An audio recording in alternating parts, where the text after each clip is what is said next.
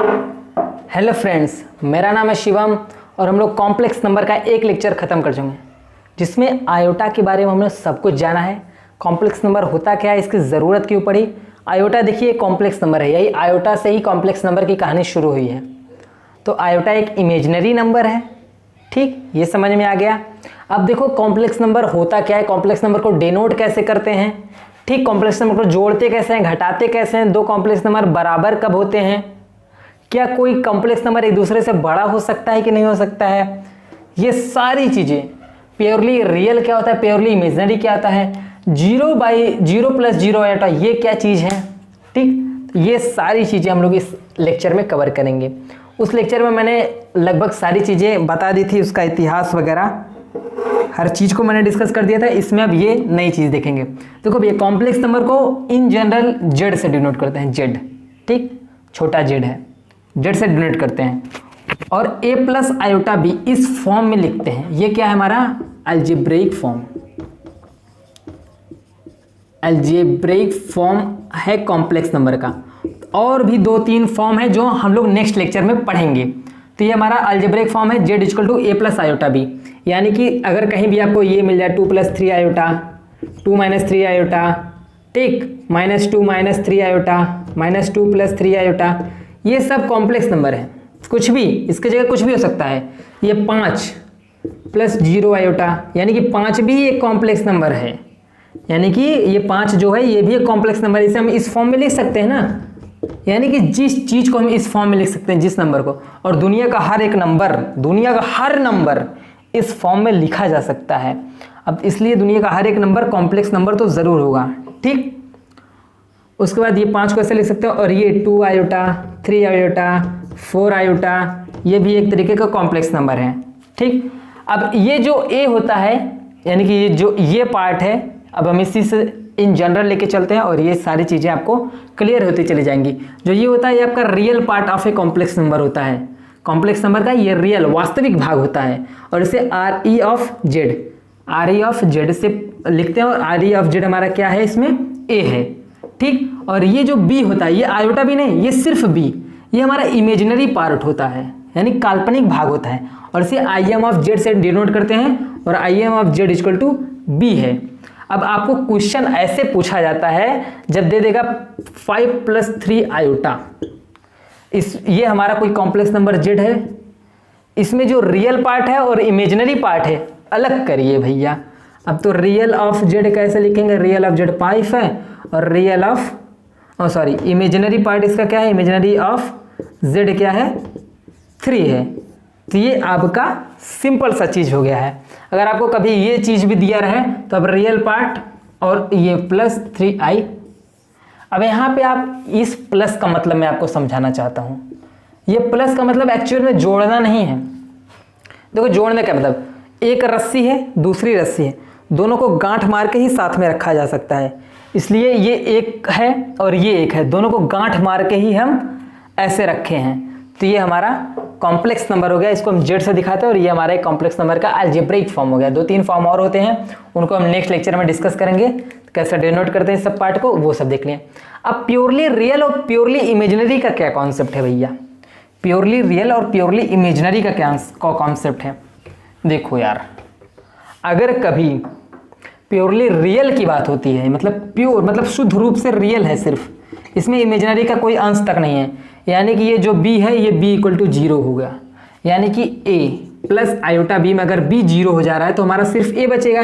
a का मतलब है 2, 3, 5, 1/2, 3/2, यानी कि जितने भी रियल नंबर होते हैं वो सारी चीज़ें, यानी कि सिर्फ वास्तविक भाग हमारा बचता है, उसे प्योरली रियल बोलते हैं। रियल मतलब वही रियल नंबर वाला रियल, ठीक। तो ये हमारा होगा। प्योरली इमेजिनरी का क्या मतलब है, प्योरली इमेजिनरी का ये मतलब है कि जो आयोटा के साथ जुड़ा होता है वो यही सिर्फ इतना बचे और a 0 हो जाए। अगर a 0 हो जाएगा, b नहीं 0 होगा, तो ये हमारा प्योरली इमेजिनरी हो जाएगा। अब प्योरली इमेजिनरी क्या होता है, जैसे ये i 2 iota, 3 iota, 0 iota, 0 iota बाद में डिस्कस करेंगे, 5 आयोटा, 7 आयोटा, कुछ भी होगा, तो ये सब हमारा प्योरली इमेजिनरी होगा। सिर्फ इसमें इमेजिनरी नंबर, इसमें कोई रियल पार्ट नहीं है। तो ये आपका क्या होता है, प्योरली रियल और प्योरली इमेजिनरी, उसके बारे में डिस्कस करें। अब 0 + 0 आयोटा की हम बात करते हैं। 0 + जीरो आयोटा, ये होता क्या है? देखो भैया, ये ना एक्चुअल में कुछ है नहीं, ये हमारा सिर्फ जीरो लिखा हुआ है। मैंने क्या बोला था, दुनिया का हर एक नंबर को हम लोग कॉम्प्लेक्स नंबर के फॉर्म में लिख सकते हैं। तो जीरो क्या है?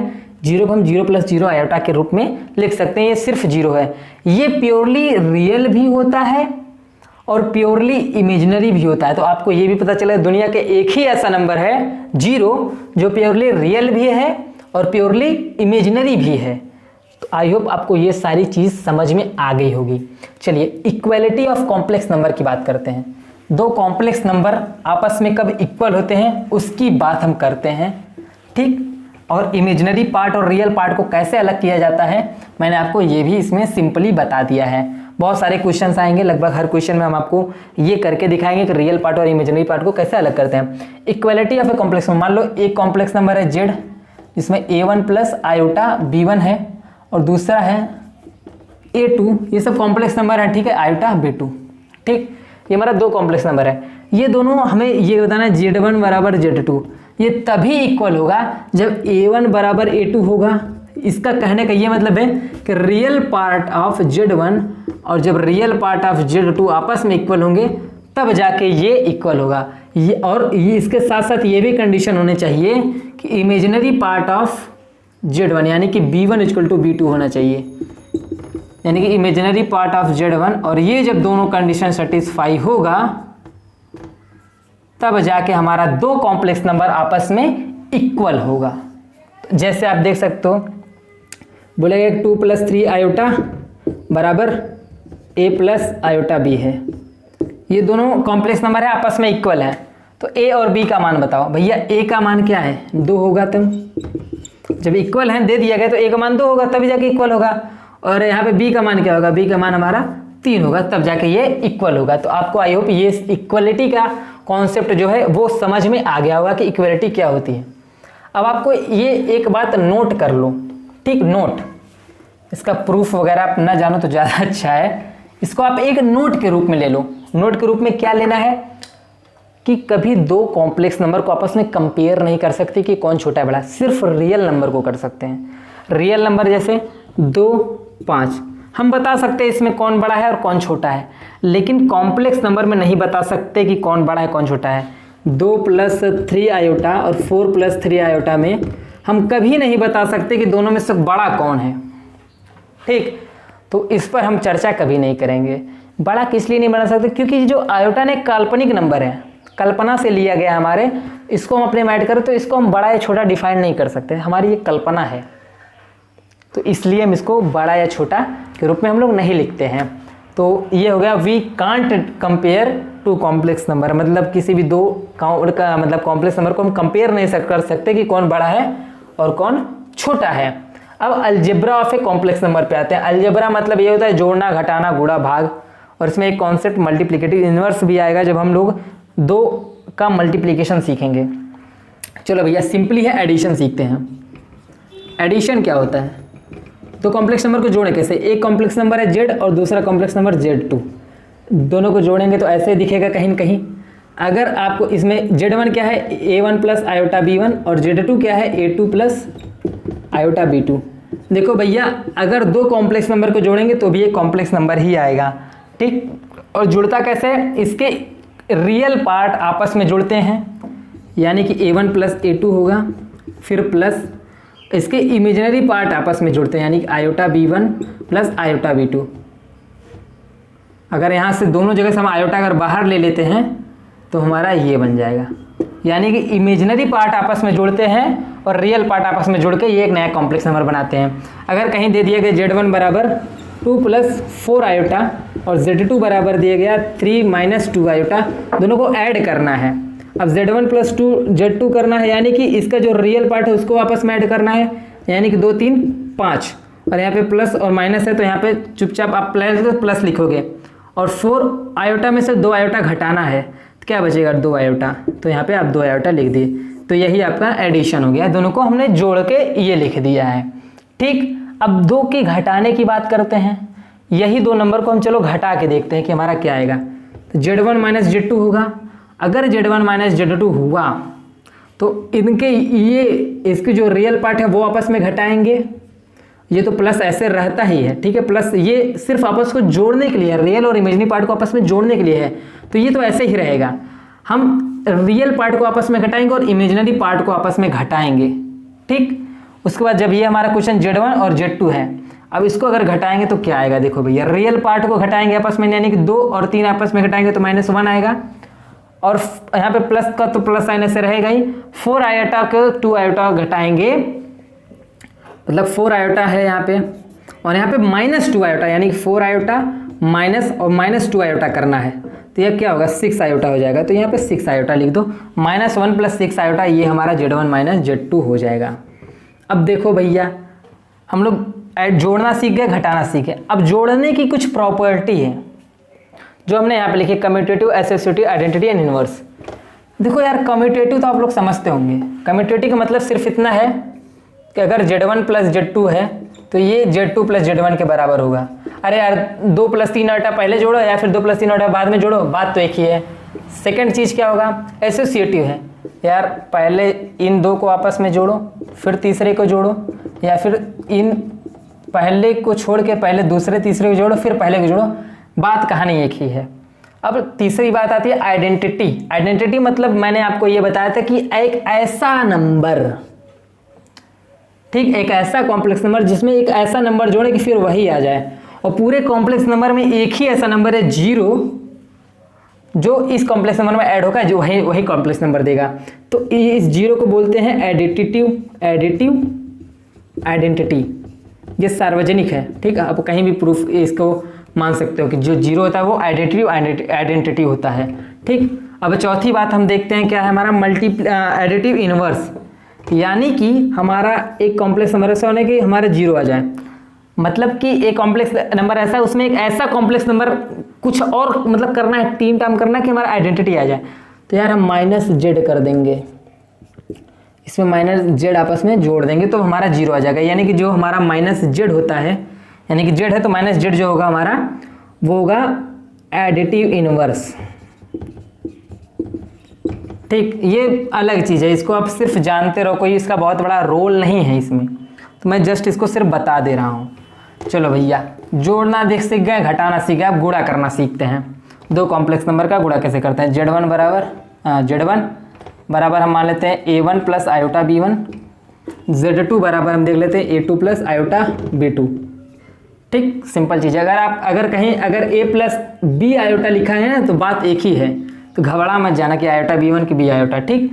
अब इन दोनों को मल्टीप्लाई करना है, यानी कि Z1 × Z2 करना है, यानी कि हमें A1 + iota B1 × A2 + iota B2। अब इसमें थोड़े है कि रियल को घटा, इसमें ऐसी बात नहीं है, सबको मल्टीप्लाई, A1 का मल्टीप्लाई इसमें करो तो A1 A2 होगा, फिर A1 का मल्टीप्लाई इसमें करो, यानी कि आयोटा A1 B2, ये आएगा, इसमें मल्टीप्लाई करेंगे, और फिर इसका मल्टीप्लाई इसमें करो, यानी कि A2 आयोटा रहेगा ही और B1, ये हुआ।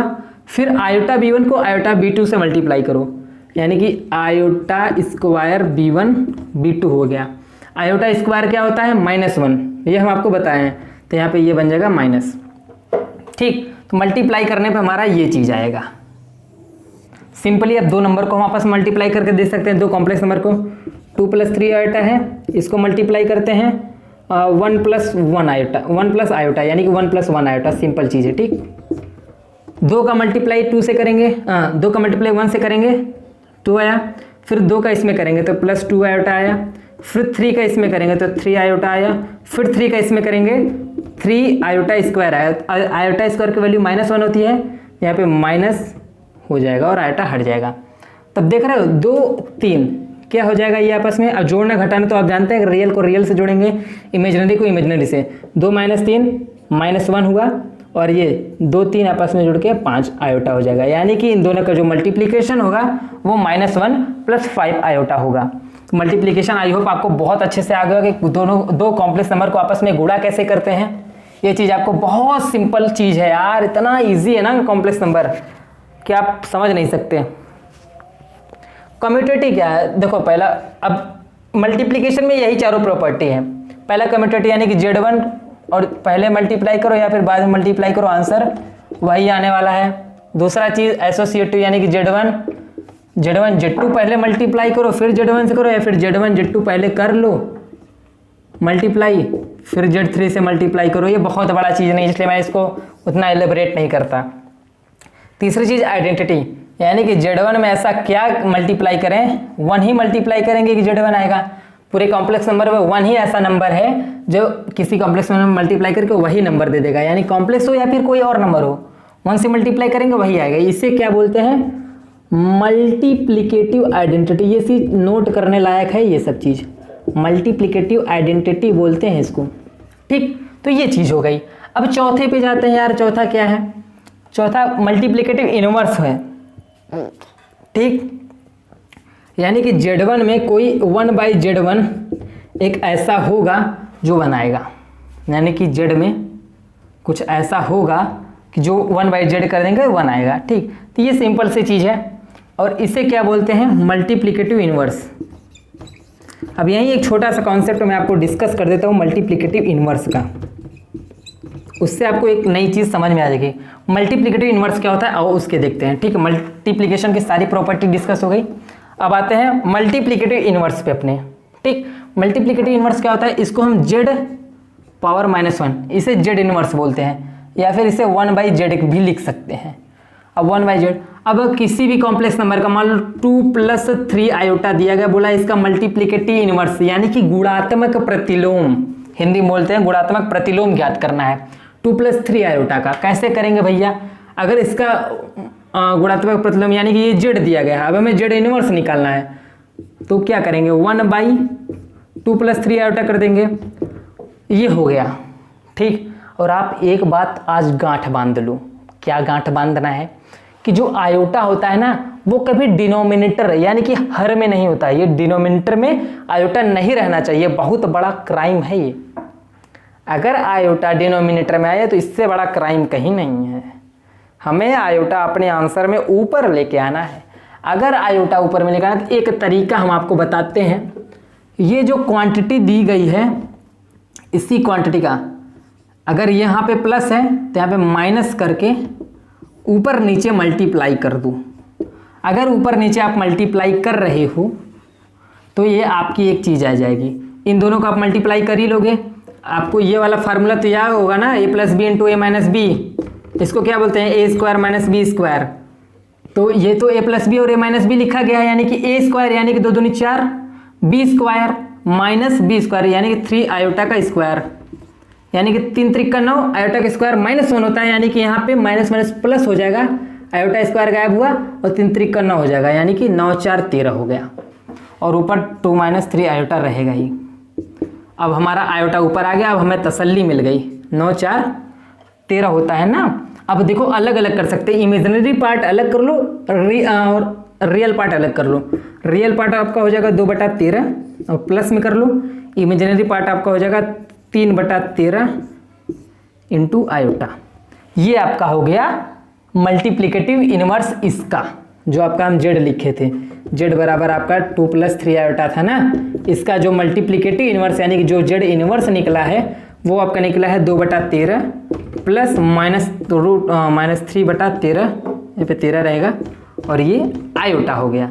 ठीक, तो ये चीज़ हो जाएगा इसका मल्टीप्लिकेटिव इनवर्स। इसका एक सिंपल सा अगर फार्मूला अगर बात करें तो इसका एक फार्मूला ये आप मान सकते हो कि अगर a + आयोटा b Z दिया गया है, इसका मल्टीप्लिकेशन इनवर्स निकालना है तो आप इसका multiplicative a - iota b / a² + b² होगा। ठीक, या फिर इसको अलग अलग इमेजिनरी और रियल पार्ट को अगर अलग करके लिखें तो a/a² + b² -b/a² + b² iota में, ये आपका मल्टीप्लिकेटिव इनवर्स होगा। ठीक, इतना चीज़ समझ में आ गया। अब आओ एक लास्ट कॉन्सेप्ट हमारा जो है division. Division of a complex number, ये क्या होता है आओ देखते हैं। जोड़ना आ गया, घटाना आ गया, गुणा करना आ गया, भाग करने आ ही जाएगा। क्या करना है, यानी कि एक कॉम्प्लेक्स नंबर Z1 है, एक कॉम्प्लेक्स नंबर Z2 है। ठीक, हमें आपस में भाग देना है।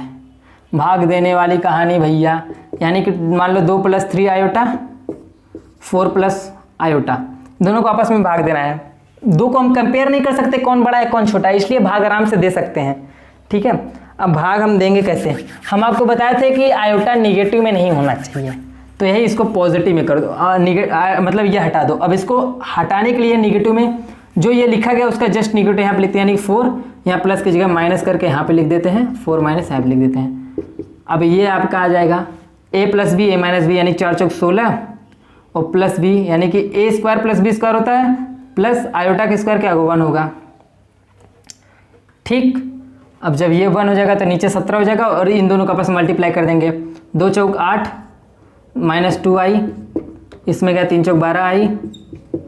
ठीक, और ये 3 का 1 से मल्टीप्लाई होगा यानी 3 आएगा, और आयोटा स्क्वायर माइनस में आएगा तो माइनस माइनस प्लस हो जाएगा, मतलब 3 यहाँ पे अगर लिखा जाए तो -3 आयोटा स्क्वायर होगा, तो आयोटा स्क्वायर कटेगा तो यहाँ पे प्लस आ जाएगा। ठीक, तो सिंपल 8 3 11, और 12 में से 2 गया तो यहाँ पे 10 आई, और ये 16 17, तो ये आपका हो गया इसका डिवीज़न, सिंपल इसका डिवीज़न। ये नेक्स्ट स्टेप में लिखते हैं, तो मैंने यहाँ पे 1 लिख दिया, तो आप यहाँ पे नेक्स्ट स्टेप में आप लिख सकते हो। तो डिवीज़न कैसे करते हैं आपको वो समझेगा। तो इस लेक्चर में हम आपको इक्वलिटी ऑफ कॉम्प्लेक्स नंबर को कैसे डिनोट करते हैं, कॉम्प्लेक्स नंबर को जोड़ते कैसे, घटाते कैसे, गुणा कैसे करते, भाग कैसे करते हैं, वो मल्टीप्लिकेटिव इनवर्स यानी गुणात्मक प्रतिलोम क्या होता है वो चीज़, यानी कि सारा कॉम्प्लेक्स नंबर आपको लगभग आधा ज़्यादा समझ में आ गया। ठीक, अब नेक्स्ट लेक्चर में आप कुछ नए चीज़, नए टूल्स, नए शब्द को सुनने का मिलेगा जो कॉम्प्लेक्स नंबर में हैं। तो मिलते हैं नेक्स्ट लेक्चर में, उन चीज़ों को डिकोड करेंगे, अच्छे से समझेंगे। आई होप आपको ये लेक्चर बहुत अच्छे से तरीके से समझ में आएगा। तो मिलते हैं नेक्स्ट लेक्चर में। Thank you so much for watching this video, and पढ़ते रहिएगा।